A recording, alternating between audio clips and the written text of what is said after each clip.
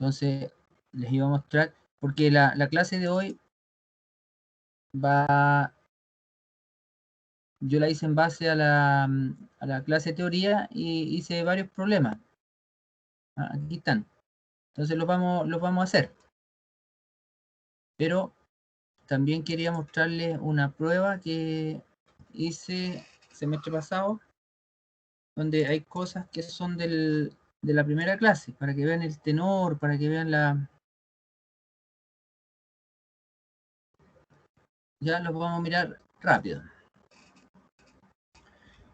Porque estas son las cosas en realidad también más importantes de lo que hemos visto, para que no se les olvide.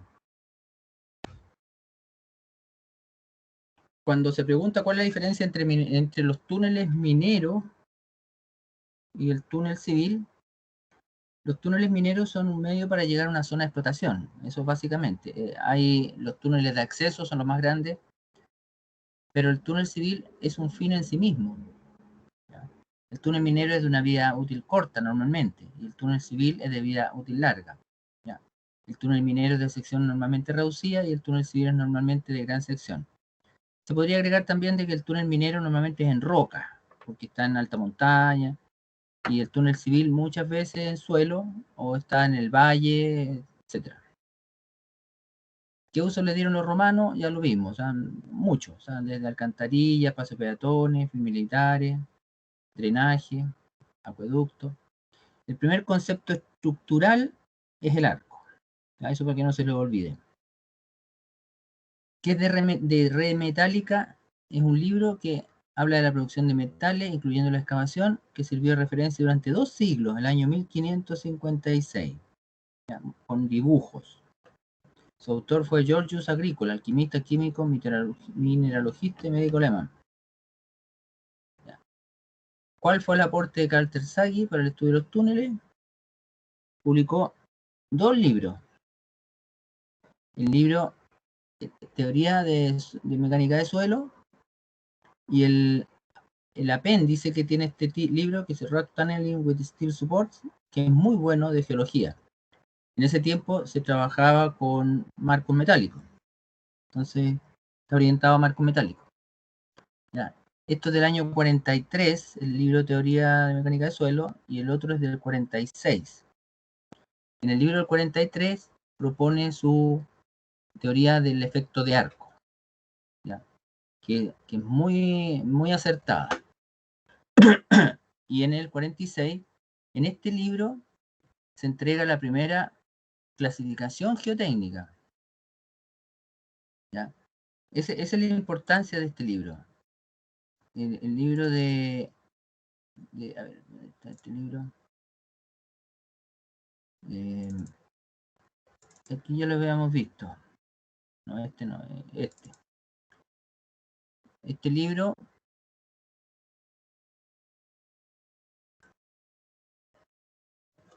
que tiene mucha experiencia, o sea, que resume la experiencia de túneles en roca con marcos metálicos, entrega esta tablita. Que esta tablita es el inicio de las clasificaciones geotécnicas. O sea, Terzaghi tuvo la genialidad de mezclar la práctica, que era todo lo que venían haciendo esta gente, con una descripción de la roca, con la carga. Y con la carga diseñaba los marcos. Este libro al final trae unas tablas de diseño para marcos, que son estas. Entonces, aquí entrega la capacidad de los marcos. Entonces yo calculo la carga, entro aquí a esta tabla y saco el marco. ¿Entiendes? Entonces eso fue un tema práctico. O sea, inmediatamente diseñando. Va. ¿Cuál ha sido el mayor costo de construcción de túneles? La pérdida de vidas humanas. Eso es para que no se olviden, que eso ha sido el gran costo de la tunelería. Ha muerto mucha gente. ¿Ya? Para este curso los hitos que marcaron los inicios.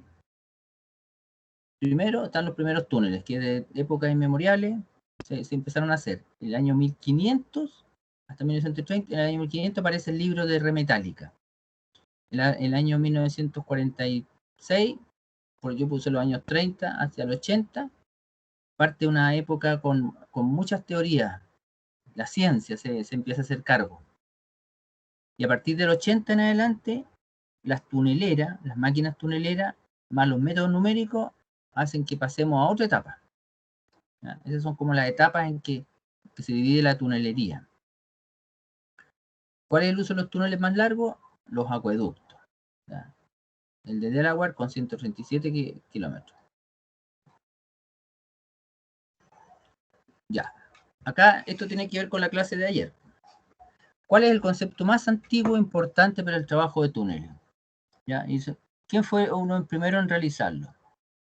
El primero de analizar un arco fue Leonardo da Vinci. ¿Ya?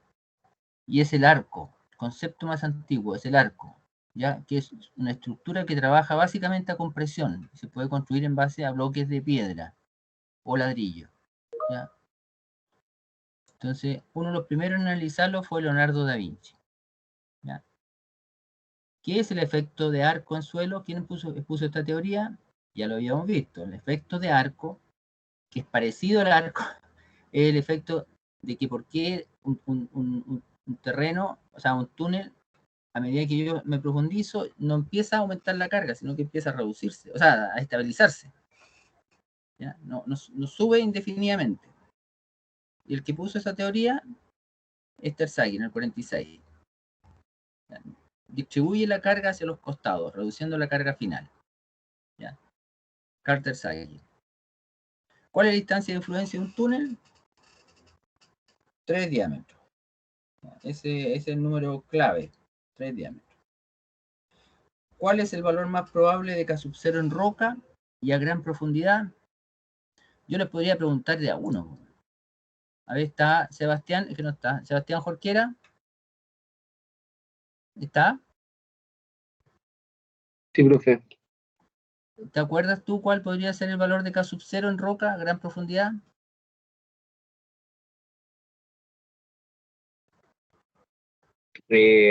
¿Dos o uno, creo, profe? Uno. ¿Ya? Uno. Menos de 500 metros empieza a ser mayor que 1 en roca. Pero ya en profundidad vamos a 1. ¿Ah? ¿Se acuerdan de esa figurita que vimos ayer? Miren. Para que no se lo olvide, así por eso yo le hago esto, para que no se olviden.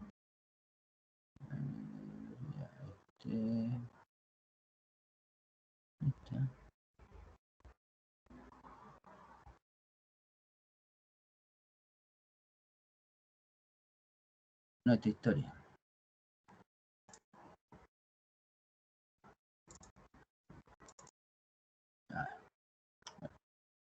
Bueno, ese monito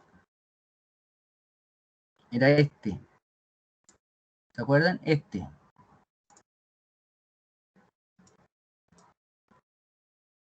Esta es la profundidad, 500 metros, 1000 metros, 1500, y este es K sub 0. Aquí está 1. ¿Ya? Entonces en roca, el valor de K sub 0 tiende a 1. Por eso que cuando uno no tiene datos, es el valor que da. ¿Ya? Después,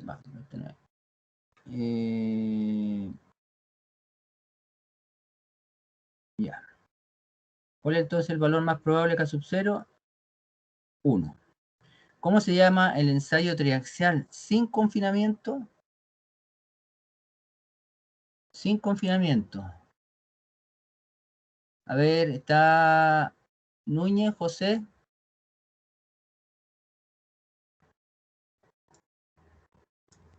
No está. A ver, yo creo que tengo que mirar acá en esta cuestión. Aquí sí que están, ya. Antonia Barzúa, ¿está? Tiene que estar. Antonia.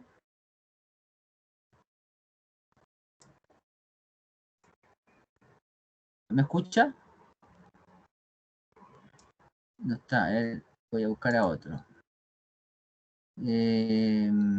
Ariel, ¿estás? Cáceres, Ariel. No están, no quieren contestar. Ya. ¿Cómo se llama el ensayo triaxial? Se llama ensayo uniaxial o ensayo de compresión simple. ¿Ya? Ese es el nombre que también se le da. ¿Qué podemos decir respecto a la ductilidad entre suelo y roca? ¿Ya? A ver, yo quiero que alguien me diga algo. Benjamín Sepúlveda, ¿está? ¿La diferencia, profe? Sí. ¿Cuál es la ductilidad de una roca y cuál es la La, ductilidad de un suelo? la discontinuidad. No. La ductilidad tiene que ver con la deformación, la capacidad de deformarse, de absorber energía. Entonces, los suelos, cuando tú los ensayas, se deforman más que las rocas. Entonces, los suelos son más dúctiles. Esa es la idea. ¿Ya? Y la idea es que eso, que cuando falla un suelo, dice, se mueven más. Para que falle un suelo se tiene que mover más que una roca. ¿Ya? Al contrario, las fallas o roturas en roca son frágiles y se producen con pequeñas deformaciones. Eso es lo que quiere decir. Son más rígidos, las rocas. Es obvio, pero eso quiere decir en términos de mecánica de sólido. Ya, ¿cuáles son las fallas típicas en túneles, en roca? ¿Está Rodrigo Peralta? ¿Está? No, no está. Iván Sánchez está. Rafael Soto.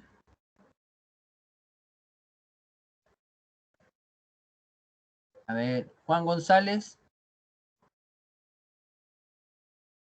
Camila Garrido está. Cristóbal Cabezas.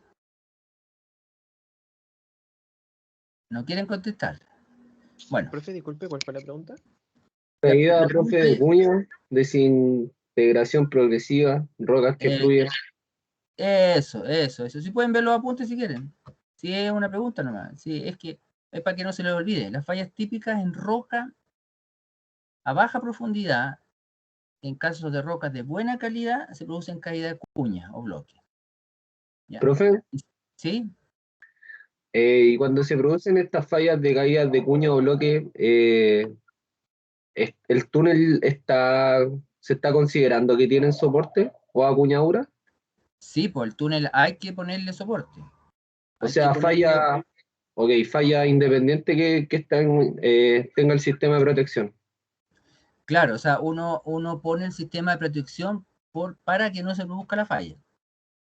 ¿Ya? Entonces, lo ideal es adelantarse a la falla, pues, entonces que no ocurra. Por eso tú no ves que ocurre, pues, o sea, tú pones los soportes y no pasa nada. Pero si tú no los pusieras, te caerían. Entonces, ahí las cuñas en rocas de buena calidad a baja profundidad o la desintegración progresiva si es de mala calidad, o caving también. Y a gran profundidad, a grandes presiones, tenemos los reventones de rocas, o rock burst, en el caso de rocas de buena calidad.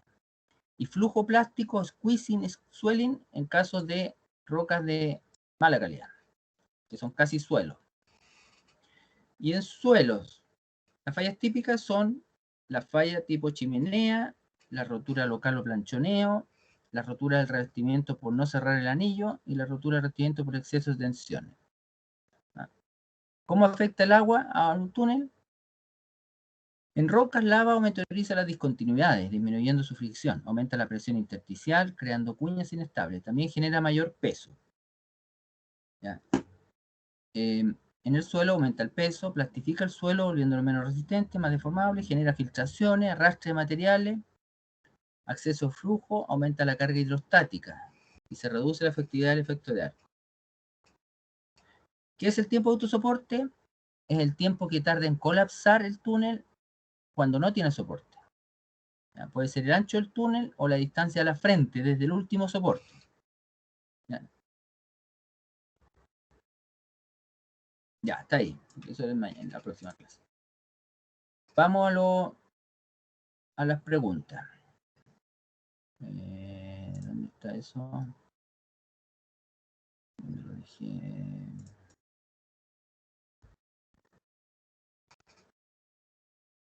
Ya, lo tengo aquí. Ah, era la presentación. Estaba aquí. Ya. Entonces, lo primero que yo tenía era el problema de Fermi. Pero como a ustedes les gusta más la cosa de numerito, yo les voy a subir un documento que encontré que habla de Fermi, de él como persona y de los problemas que se asocian, que los mismos que él resolvió, todo, ¿me entienden? Es un texto muy, muy interesante.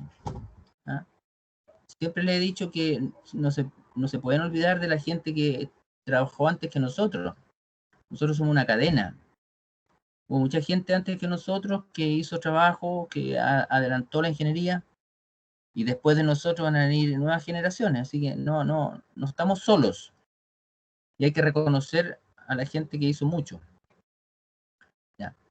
Entonces aquí hace énfasis en que los problemas se pueden simplificar para, para ciertas necesidades. Cuando necesitan cosas rápidas, ahí hay que hacer estimaciones.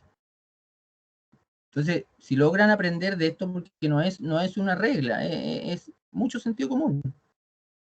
¿Ya? Aquí hay muchos problemas y en el fondo son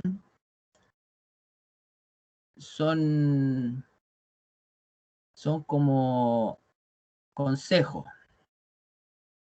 Son como consejos. Ya, aquí dice. Aplicamos continuamente procesos de estimación y aproximación en nuestra vida cotidiana para resolver situaciones en las que no necesitamos demasiada exactitud. ¿Ya? Muchas veces lo hacemos de manera inconsciente. ¿Ya? Sin embargo, vamos a tratar los problemas de Fermi ya, de forma automática. Así que yo encuentro que eso está muy bonito. A los que les gusta leer, ahí se los regalo. Entonces se los mando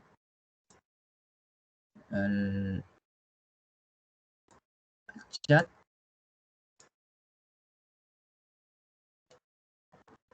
Ahí. Y en el apunte van un par de ejemplos de cómo se podrían resolver problemas de Fermi. ¿Cuál es la modalidad? ¿Cuál es la forma? ¿Ya? Entonces, por ejemplo, aquí dice, ¿cuántos latidos, no sé qué, bueno, da el corazón de un hombre a lo largo de su vida? Entonces uno empieza a estimar la vida media, el ritmo cardíaco. ¿Se fija? Mire, una persona vive unos 75 años. El ritmo 60, el inferior, y 100 el superior, ¿ya? Entonces unos 80, o más o menos 80 el promedio. ¿Ya? Y después saca los segundos. O sea, estos serían 80 pulsos por minuto. Y después multiplican más. Como eso. Ya. Aquí hay más como propuestas, da lo mismo. Ya, aquí. La forma de un túnel. Aquí hay una pregunta, dice. ¿Cuál es la forma más adecuada para un túnel de 5 metros de ancho en un medio continuo y elástico a 200 metros de profundidad, sabiendo que K sub 0 es igual a 0,5? ¿Cuál es la altura más adecuada? Si yo le hago esa pregunta así nomás. Entonces, yo me voy a la figurita que vimos el otro día. ¿Se acuerdan? ¿Se acuerdan que vimos la figurita cuando vimos esta figurita? ¿Se acuerdan? Sí, profe. Ya. Entonces, este número que está aquí es la carga vertical contra la carga horizontal. Está en la carga vertical. ¿Perdón? Era como la razón, ¿cierto, profe? Exactamente. Entonces yo aquí, justamente, K sub 0 es la razón entre la carga vertical y la carga horizontal. Si en algún momento tienen que calcular la carga vertical, es la altura, la profundidad donde está el túnel, al techo del túnel, por el peso unitario, por gamma H. Gamma H es sigma B, ¿ya? Entonces sigma sigma h, que es la carga horizontal, sería el K sub 0 por el sigma b. Perdón. Perdón, esto está mal. Bueno que lo vi. Este es el sigma h. De arriba el sigma h. Y el de abajo el sigma b.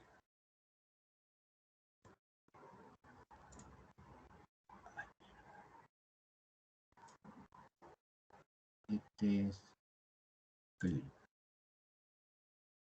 y este es sigma b.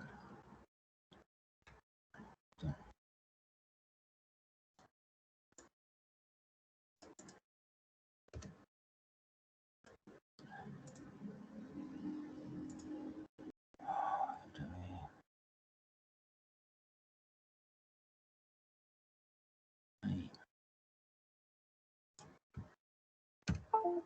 Ya. Entonces, eso. Entonces, el sigma b es K sub 0 por, o sea, K sub h, sigma b por K sub 0.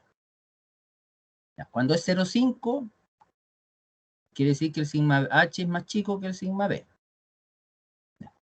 Pero en este caso, como tenemos estos grafiquitos, lo que interesa es la relación. Ya. Fíjate que la forma más adecuada sería entonces la elipse. Dijimos, cuando la carga vertical es mayor, es la elipse con eje principal vertical. ¿Ya? ¿Y cuál sería la razón entre la altura con respecto al ancho? La misma que hay entre la carga horizontal y la vertical, o sea, 0,5. O sea, si en este caso la carga vertical es el doble de la horizontal, entonces la altura del túnel debe ser el doble del ancho. ¿Ya? Por eso, lo apropiado en este caso sería que el túnel tuviera 10 metros. De manera que yo minimizo los esfuerzos. La razón, o sea, la tensión máxima sería 1,5 veces el gamma H. Acá la tensión máxima es 2,5. Si fuera circular. ¿Ya?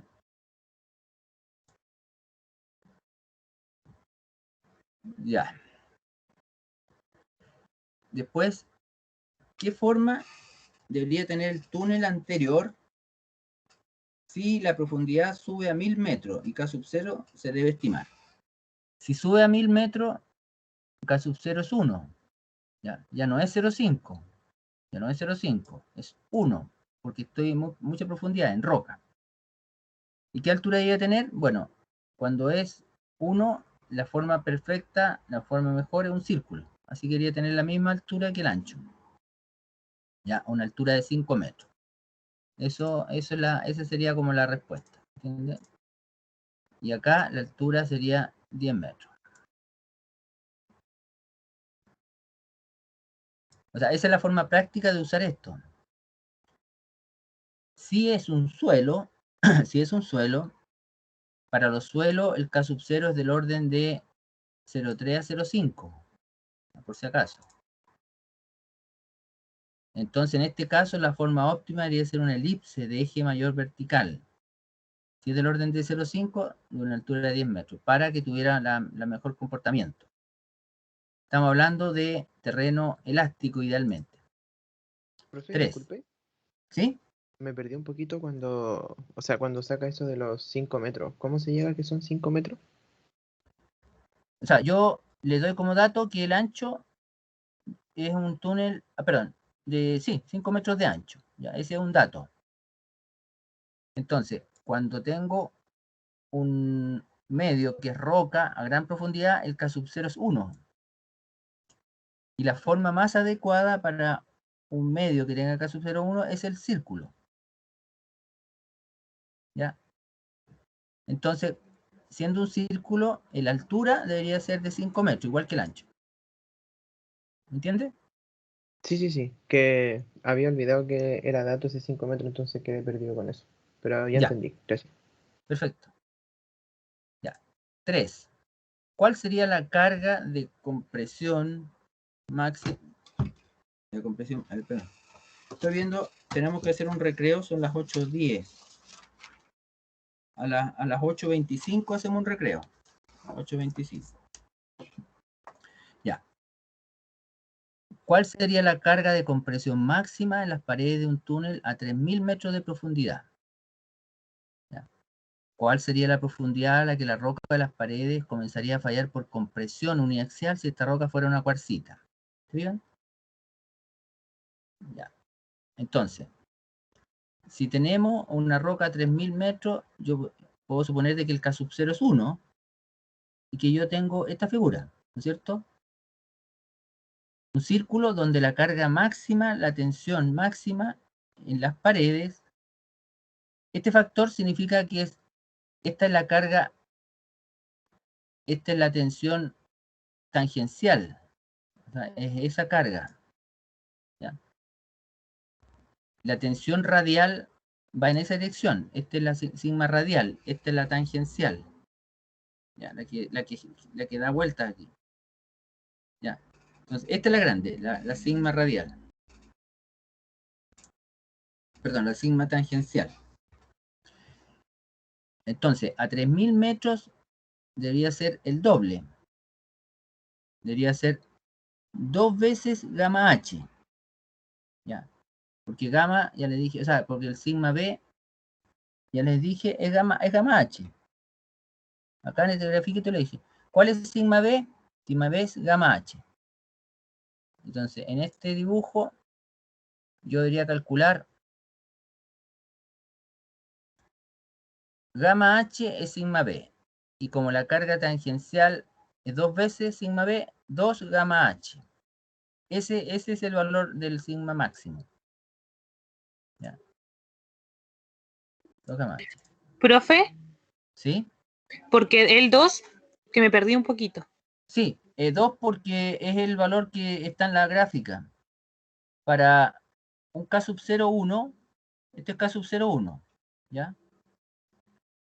El valor máximo en las paredes, en la carga tangencial, es 2. Este valor, Ah, sí, profe. Ya sí, entendí. esto aquí, voy a ponerlo aquí. Este grafiquito son líneas de carga. Entonces, estas son tangenciales. Ahí me voy a perder. Estas van en esta dirección. Ya, entonces.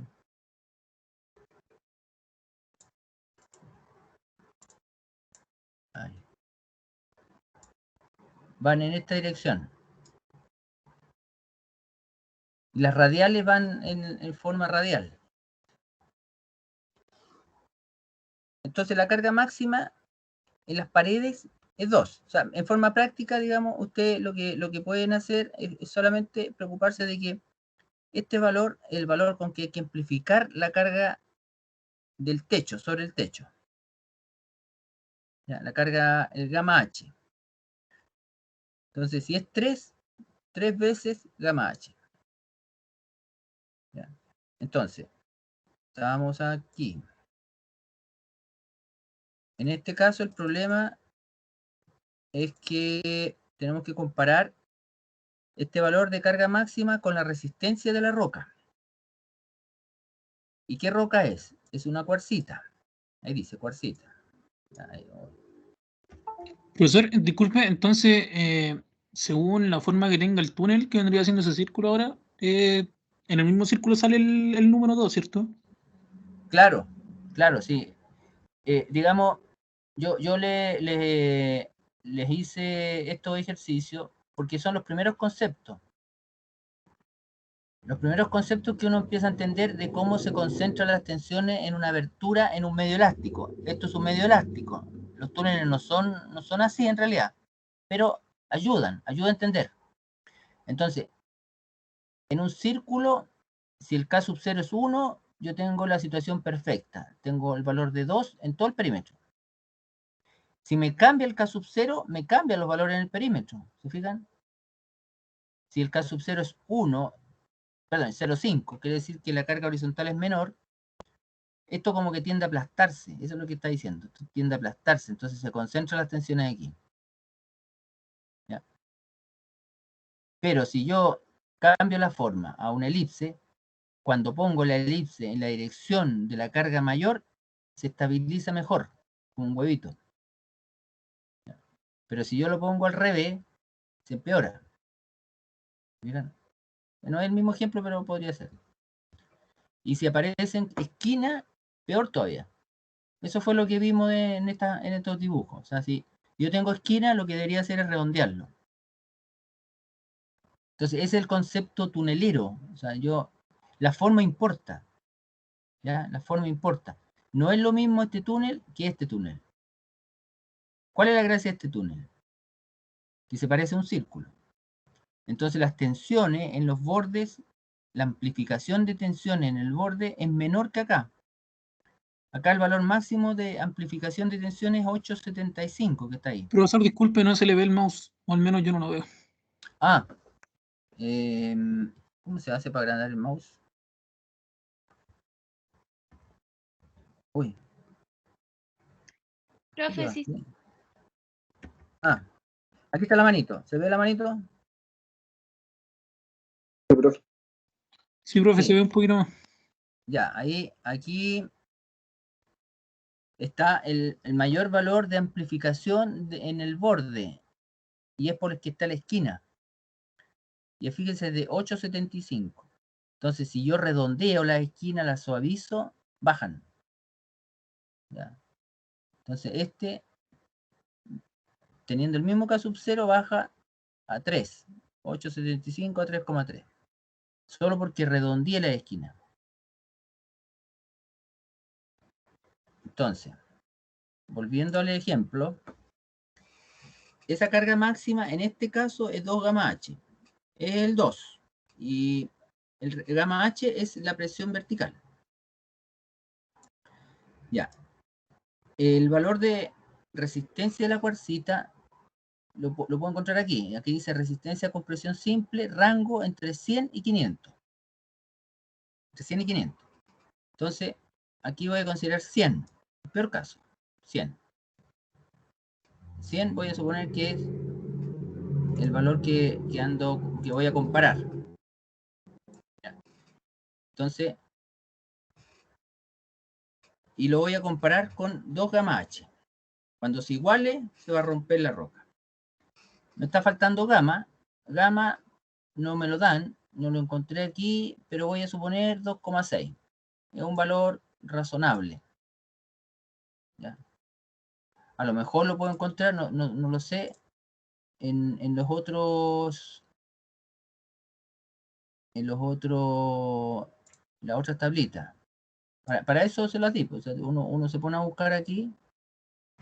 Ah, es verdad que esto. Bueno. Vamos a ver si están por aquí. Dijimos el gamma de la cuarcita. Rocas.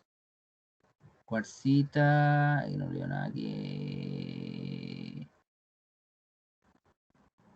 Cuarcita. Aquí. Aquí parece que hay. No está aquí. Aquí, cuarcita. 255. ¿Se fijan? Para eso, entonces aquí cuarcita está con Q. Hay dos cuarcitas. Ahí. Entonces, yo siempre les voy a pedir que busquen en estas tablitas cuáles son los valores que necesitan. ¿Se fijan? Está entre 255 y 275. Ya. Entonces, yo voy de nuevo. Acá mi problema, yo usé 2,6. Está bien. Luego hago la multiplicación. 2 por 2,6 por 3.000 da 15.600 toneladas por metro cuadrado. Y eso es, si lo divido por 10, da 1.560 kilos por centímetro cuadrado. Y si lo vuelvo a dividir por 10, 156 megapascales. Esa es una regla. Divido por 100 me da 156. Entonces yo hago igualo.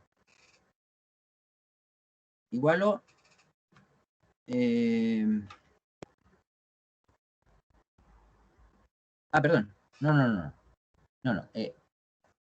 Para la primera pregunta, de 3.000 metros de profundidad, yo llego a 156 megapascales. Pero eso me supera los 100 megapascales. ¿Ya? Entonces ya esa profundidad estaría rompiendo la roca. Y está preguntando, ¿cuál sería la profundidad a la que rompe la roca? Entonces yo tengo que igualar 2 gamma H con 100. O mejor con 10.000. Y despejo. Y de ahí despejo el... Ay.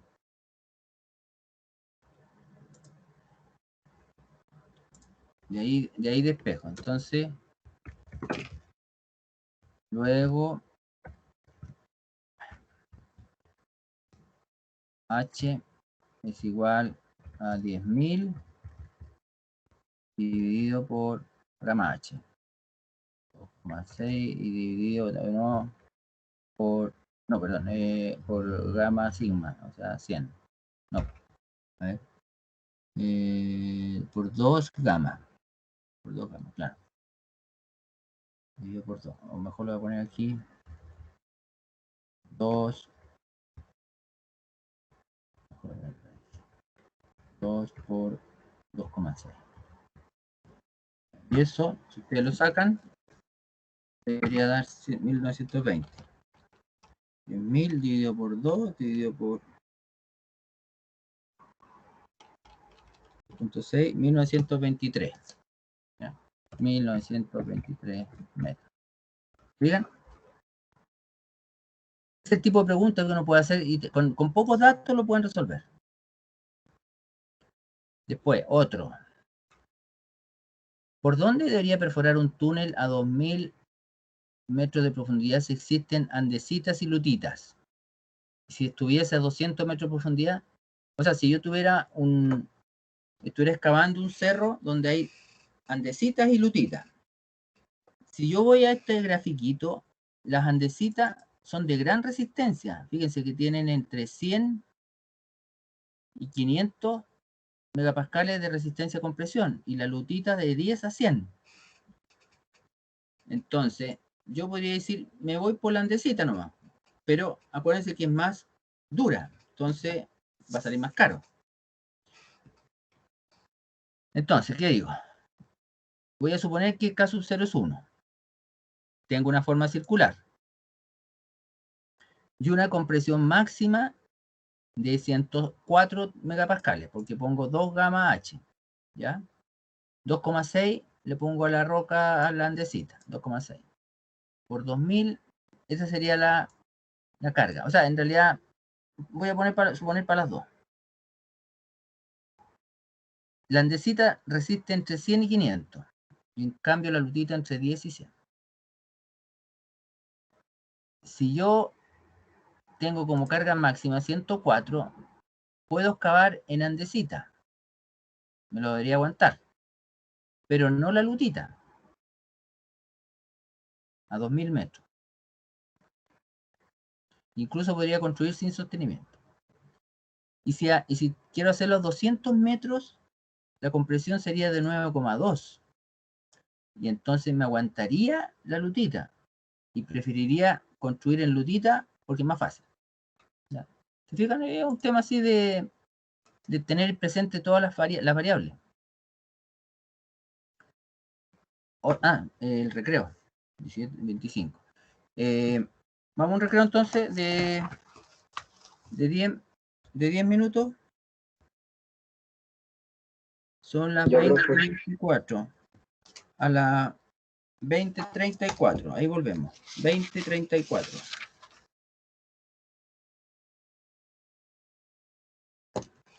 Ya.